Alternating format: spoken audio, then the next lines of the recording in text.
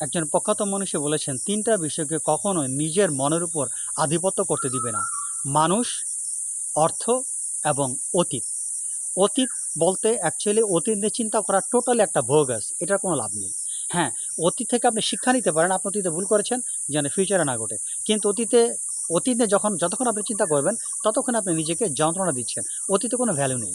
আচ্ছা, লোকজন, যতক্ষণ পর্যন্ত আপনি চিন্তা করেন আপনার সুখ শান্তির জন্য একটা মানুষের অবদান আছে, অর্থাৎ ওই মানুষটির ভালো ব্যবহার আপনার সুখ দিতে পারে, ওই মানুষটির খারাপ ব্যবহার আপনাকে দুঃখিত করতে পারে, ওই মানুষের আচরণ আপনাকে আনন্দিত করতে পারে, এরকম যখন আপনি দেখবেন আপনার সুখ বা শান্তির জন্য অপর এক কোনো ব্যক্তি বা ব্যক্তিদ্বয়ের প্রতি আপনি বা ব্যক্তিগণের প্রতি আপনি নির্ভরশীল, ততক্ষণ পর্যন্ত আপনি সুখী হতে পারবেন না। অর্থাৎ আপনার মনের কর্তৃত্ব কখনোই ব্যক্তিকে দিতে পারবেন না, কখনোই আপনি অতীতকে দিতে পারবেন না। এবার আসি টাকা পয়সা।